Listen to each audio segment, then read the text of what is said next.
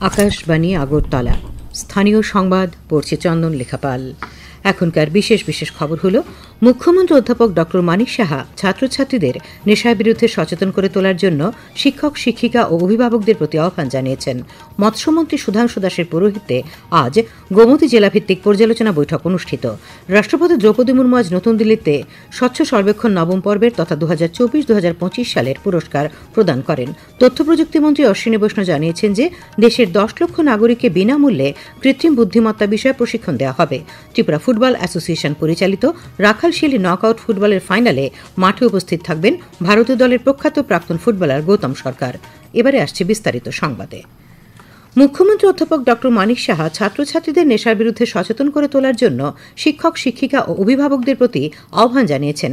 আজ গান্ধীগ্রাম উচ্চ মাধ্যমিক বিদ্যালয় প্রাঙ্গণে নেশামুক্ত ত্রিপুরা এবং বাল্যবিবাহ প্রতিরোধের উপর সচেতনতামূলক অনুষ্ঠানে বক্তব্য রাখতে গিয়ে এই আহ্বান জানান। এখানে যারা শিক্ষক শিক্ষিকারা আছেন তাদেরকে আমি বলবো, গার্জিয়ানরা যারা আছেন তাদেরকে আমি আবেদন রাখবো যে এই ড্রাগসের যে ভয়াবহতা সেটা নিয়ে আপনারা ক্লাসের মধ্যে অন্ততপক্ষে প্রতিদিন ক্লাসে 10 মিনিটের জন্য এর যে বিভীষিকাময় অবস্থা সেই বিষয়ে আপনারা আলোচনা রাখুন। যারা গার্জিয়ানরা আছেন তাদেরকে আমি বলবো যে আপনাদের ছেলে মেয়েদের প্রতি আপনাদের নজর রাখবেন এবং তারা প্রপারলি স্কুলে যাচ্ছে কিনা, তারা ডিসিপ্লিন কিনা, তাদের মানসিকতা কি রকম।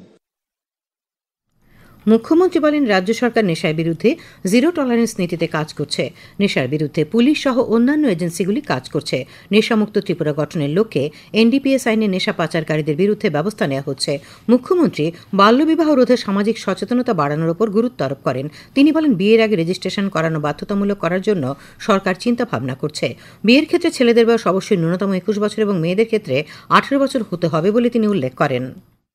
18 বছরের নিচে কোনো অবস্থায় বিয়ে দেওয়া সম্ভব নয়। প্রচুর পুলিশি ব্যবস্থা হয়েছে। পুলিশ গিয়ে ত্রিপুরাতে বিভিন্ন জায়গায় কয়েকটা স্পেসিফিক জেলা আছে, সেখানে বাল্য বিবাহের যে সংখ্যা প্রচুর। আমি এ নিয়ে প্রচুর বৈঠক করেছি, আমি ডিস্ট্রিক্টও বৈঠক করেছি, আমাদের সেক্রেটারিয়েটও আমি বৈঠক করেছি।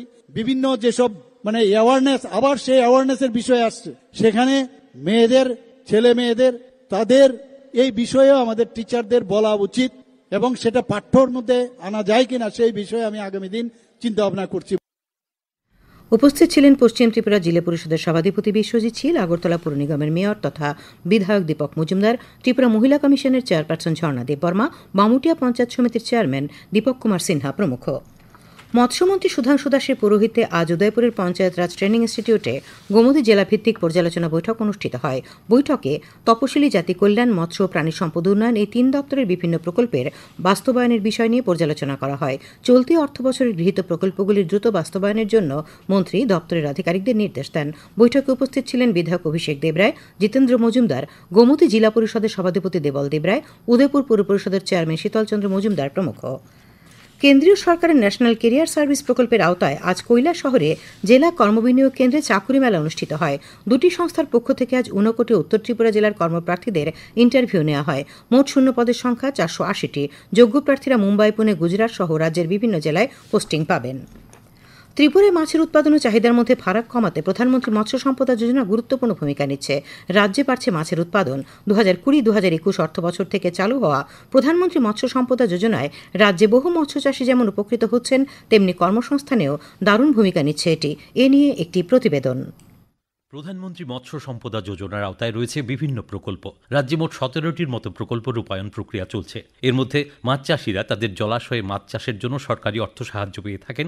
এক্ষেত্রে এমজিএনরেগার মাধ্যমে পুকুর খনন সহ নানা রকম সাহায্য করা হচ্ছে। রয়েছে বিনা খরচে প্রধানমন্ত্রী মৎস্য চাষী বীমা যোজনার সুবিধাও। মাছ চাষের ক্ষেত্রে তপশিলি জাতি, জনজাতি বা মহিলা সুবিধাভোগীরাও 60% পর্যন্ত ভর্তুকি পান এবং সাধারণ শ্রেণীর মাছ চাষিরা পান 40% পর্যন্ত ভর্তুকি, জানালেন আগরতলায় মৎস্য দপ্তরের উপ অধিকর্তা ও মৎস্য বিজ্ঞানী বিজয় রায়। আমাদের রাজ্যে আমাদের জাতি, উপজাতি উভয় অংশের মানুষই আমরা দেখেছি যে 95% মানুষই আমাদের মৎস্যভোগী। এই স্বাভাবিকভাবে মাছের চাহিদা অনেক বেশি। তো আমাদের রাজ্যে জাতি এবং উপজাতি উভয় অংশের মানুষই বিশেষ করে কাতলা, রুই, মৃগাল, সিলভার কাপ, দেশীয় জাতের যে মাছগুলো আছে কার্পগুলো, এইগুলির চাহিদা বেশি এবং আমরা এইগুলোর উপরে চাষ করছি। পাশাপাশি আমরা পাবদা মাছ চাষ করছি। আপনারা জানবেন যে আমরা পাবদা মাছ হলো আমাদের স্টেট ফিশ এবং সেটার ভ্যালুও বেশি এবং ইনকামও বেশি আছে। চাষ করতে পারলে। তো আমরা চাষ করছি, পাশাপাশি চিংড়ি চাষও করছি। ত্রিপুরায় 95% নাগরিকই মাছ খান, তাই চাহিদা প্রচুর। সেজন্য রুই, কাতলা, মৃগেল, সিলভার কার্প মাছের চাষ ছাড়াও স্টেট ফিশ হিসেবে স্বীকৃত পাবদা এবং চিংড়ি মাছেরও চাষ হচ্ছে। তাপসদ্বীপের প্রতিবেদন, সংবাদ কক্ষ থেকে সুমন ভট্টাচার্য, আকাশবাণী, আগরতলা। খবর প্রচারিত হচ্ছে আকাশবাণীর আগরতলা কেন্দ্র থেকে। আকাশবাণীর সংবাদের আপডেট পেতে লগ ইন করুন www.newsonair.com এবং নিউজ অন এআইআর অ্যাপ এবং টুইটার ও ফেসবুক প্ল্যাটফর্মে এআইআর নিউজ অ্যালার্টসে। ইউটিউবে লক্ষ্য রাখুন নিউজ অন এআইআর অফিসিয়ালে। আকাশবাণী আগরতলার সংবাদের আপডেট পেতে দেখুন টুইটার বা এক্স হ্যান্ডেলে আকাশবাণী নিউজ আগরতলা, ফেসবুকে এআইআর নিউজ আগরতলা এবং ইউটিউবে আকাশবাণী নিউজ আগরতলা। রাষ্ট্রপতি দ্রৌপদী মুর্মু আজ নতুন দিল্লিতে আয়োজিত এক অনুষ্ঠানে স্বচ্ছ সর্বেক্ষণ নবম পর্বের তথা 2024-2025 সালের জন্য 78টি পুরস্কার প্রদান করেন। টানা 8 বছর ধরে ভারতের সবচাইতে পরিষ্কার শহর হিসেবে ইন্দোর তার খেতাব ধরে রেখেছে। কেন্দ্রীয় সরকারের বার্ষিক পরিচ্ছন্নতার জরিপে সুরাট দ্বিতীয় স্থান অর্জন করেছে, নবী মুম্বাই তৃতীয় স্থান অর্জন করেছে। আজ অনুষ্ঠানে রাষ্ট্রপতি বলেন, পরিচ্ছন্নতা হল 2047 সালের বিকশিত ভারতের দৃষ্টিভঙ্গির অন্যতম গুরুত্বপূর্ণ দিক। তিনি দেশকে পরিষ্কার, সুস্থ ও উন্নত করার লক্ষ্যে এগিয়ে যাওয়ার জন্য দেশবাসীর প্রতি আহ্বান জানান। তিনি বলেন যে প্রাচীনকাল থেকে পরিচ্ছন্নতা দেশের সাংস্কৃতিক ও আধ্যাত্মিক চেতনার একটি মূল উপাদান। पर बोल देना प्राचीन काल से ही हमारी सांस्कृतिक और आध्यात्मिक चेतना का आधार रहा है। अपने घरों को, उपासना स्थलों को तथा आसपास के परिवेश को स्वच्छता रखने की परंपरा हमारी जीवन शैली का अभिन्न अंग थी। 3 থেকে 10 লক্ষ জনসংখ্যার শহরগুলির বিভাগে নয়ডা প্রথম, চণ্ডীগড় দ্বিতীয় এবং মহীশূর তৃতীয় স্থানে রয়েছে। 10 লক্ষের বেশি জনসংখ্যার শহরগুলির বিভাগে আহমেদাবাদ প্রথম স্থান অর্জন করেছে। বৈদ্যুতিন এবং তথ্য প্রযুক্তি মন্ত্রী অশ্বিনী বৈষ্ণব জানিয়েছেন যে দেশের 10 লক্ষ নাগরিককে বিনামূল্যে কৃত্রিম বুদ্ধিমত্তা বিষয়ে প্রশিক্ষণ দেওয়া হবে এবং গ্রাম পর্যায়ের উদ্যোক্তাদের অগ্রাধিকার দেওয়া হবে।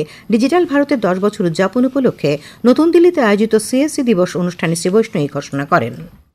एआई मिशन है अपना बहुत अच्छा। उस एआई मिशन के तहत हम लोगों ने टारगेट लिया है कि करीब 10 लाख लोगों को एआई स्किल्स में तैयार करेंगे।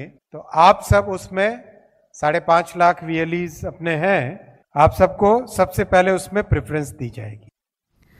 কমন সার্ভিস সেন্টার কর্মীদের প্রচেষ্টা এবং সাফল্যের কথা তুলে ধরে শ্রী বৈষ্ণব বলেন যে দেশের গ্রাম পর্যায়ের উদ্যোক্তারা ডিজিটাল ইন্ডিয়ার সুবিধা প্রতিটি নাগরিকের কাছে পৌঁছে দিয়ে একটি অসাধারণ উদাহরণ স্থাপন করেছেন। তিনি আরও বলেন, দেশের প্রায় 90% গ্রামে সিএসসি পৌঁছেছে। মন্ত্রী বলেন যে ইউপিআই পেমেন্ট ভিসা লেনদেনকে ছাড়িয়ে গেছে। কেন্দ্রীয় কর্মী, জনঅভিযোগ ও পেনশন প্রতিমন্ত্রী ডক্টর জিতেন্দ্র সিং আজ বলেছেন যে গত 11 বছরে সরকার নাগরিক কেন্দ্রিক নয় এমন প্রায় 1600টি নিয়ম বাতিল করেছে। আজ বিকেলে ভুবনেশ্বরে কেন্দ্রীয় সরকারের প্রশাসনিক সংস্কার ও জনঅভিযোগ বিভাগ এবং ওড়িশা সরকারের যৌথ উদ্যোগে আয়োজিত সুশাসন অনুশীলন বিষয়ক দুদিনের জাতীয় সম্মেলন উদ্বোধন করে ডক্টর সিং শাসনের সহজতা এবং জীবনযাত্রার সহজতা তৈরির জন্য স্বচ্ছতা, দুর্নীতি বিরোধী ব্যবস্থা এবং সুবিন্যস্ত প্রশাসনের মাধ্যমে নাগরিকদের জীবনকে সহজ করার উপর জোর দিয়েছেন। প্রদেশ বিজেপির উদ্যোগে আজ আগরতলায় জনচিন্তন বৈঠক অনুষ্ঠিত হয়। বৈঠকে মুখ্যমন্ত্রী অধ্যাপক ডক্টর মানিক সাহা এডিসি এলাকায় দলের সাংগঠনিক অবস্থা পর্যালোচনা করেন। আগামী বছর এডিসি নির্বাচনে বিজেপির রণকৌশল নিয়েও বৈঠক আলোচনা হয়।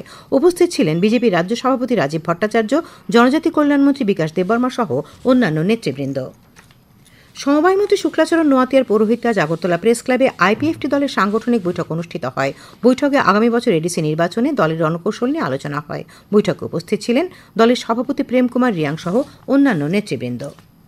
ত্রিপুরা ফুটবল অ্যাসোসিয়েশন পরিচালিত রাখাল শিল্ড নকআউট ফুটবলের ফাইনালে মাঠে উপস্থিত থাকবেন ভারতীয় দলের প্রখ্যাত প্রাক্তন ফুটবলার গৌতম সরকার। ত্রিপুরা ফুটবল অ্যাসোসিয়েশনের পক্ষ থেকে এক সাংবাদিক সম্মেলনে আজ এই খবর জানানো হয়েছে। শিল্ডের সেমিফাইনালের লাইন আপ চূড়ান্ত হয়ে গেছে। আসরের দুটি সেমিফাইনালে 18 জুলাই ফরওয়ার্ড ক্লাব ও 9 বুলেটস ক্লাব এবং 19 জুলাই ব্লাডমাউথ ক্লাব ও কল্যাণ সমিতি মুখোমুখি হবে। তবে 19 জুলাই ম্যাচটি সন্ধ্যে 6টার পরিবর্তে 7টায় অনুষ্ঠিত হবে বলে সচিব অমিত চৌধুরী জানান। তিনি আরও জানান যে আগামী 17 আগস্ট উমাকান্ত মিনি স্টেডিয়ামে কলকাতার 2 বড় ক্লাব ইস্টবেঙ্গল এবং মোহনবাগানের প্রাক্তন ফুটবলারদের নিয়ে লিজেন্ড ফুটবল প্রীতি ম্যাচ অনুষ্ঠিত হবে। সাংবাদিক সম্মেলনে টিএফএ সভাপতি প্রণব সরকার ক্রীড়াপ্রেমীদের রাখাল শিল্ডের খেলাগুলি উপভোগ করার আহ্বান জানান। সাংবাদিক সম্মেলনে উপস্থিত ছিলেন টিএফএর যুগ্ম সচিব কৃষ্ণপদ সরকার, তপন সাহা সহ স্পন্সরার নীলজ্যোতি ট্রাভেল এজেন্সির কর্ণধার সঞ্জীব আচার্য। আবহাওয়া, আগামী 24 ঘন্টা পশ্চিম ধলাই খোয়াই, সিপাহীজলা, গোমতী ও দক্ষিণ জেলায় বজ্রবিদ্যুৎ সহ ভারী বৃষ্টিপাতের সম্ভাবনা রয়েছে। আগামীকাল দিনের সর্বোচ্চ তাপমাত্রা 31 ডিগ্রি সেলসিয়াস এবং সর্বনিম্ন 27 ডিগ্রি সেলসিয়াসের কাছাকাছি থাকতে পারে। আজ দিনের সর্বোচ্চ তাপমাত্রা ছিল 30.1 ডিগ্রি সেলসিয়াস এবং সর্বনিম্ন 25.8 ডিগ্রি সেলসিয়াস। আজ বিকেল 5:30 পর্যন্ত আগরতলায় বৃষ্টিপাতের পরিমাপ 7.5 মিলিমিটার। শেষ করার আগে খবরের বিশেষ অংশগুলি আর একবার। মুখ্যমন্ত্রী অধ্যাপক ডক্টর মানিক সাহা ছাত্রছাত্রীদের নেশার বিরুদ্ধে সচেতন করে তোলার জন্য শিক্ষক, শিক্ষিকা ও অভিভাবকদের প্রতি আহ্বান জানিয়েছেন। মৎস্যমন্ত্রী সুধাংশু দাসের পৌরোহিত্যে গোমতী জেলাভিত্তিক পর্যালোচনা বৈঠক অনুষ্ঠিত। রাষ্ট্রপতি দ্রৌপদী মুর্মু আজ নতুন দিল্লিতে স্বচ্ছ সর্বেক্ষণ নবম পর্বের পুরস্কার প্রদান করেছেন। তথ্য প্রযুক্তি মন্ত্রী অশ্বিনী বৈষ্ণব জানিয়েছেন যে দেশের 10 লক্ষ নাগরিককে বিনামূল্যে কৃত্রিম বুদ্ধিমত্তা বিষয়ে প্রশিক্ষণ দেওয়া হবে। ত্রিপুরা ফুটবল অ্যাসোসিয়েশন পরিচালিত রাখাল শিল্ড নকআউট ফুটবলের ফাইনালে মাঠে উপস্থিত থাকবেন ভারতীয় দলের প্রাক্তন প্রখ্যাত ফুটবলার গৌতম সরকার। স্থানীয় সংবাদ আজকের মতো এখানেই শেষ হলো। পরবর্তী বাংলা স্থানীয় সংবাদ শোনা যাবে আগামীকাল সকাল 7:35 মিনিটে।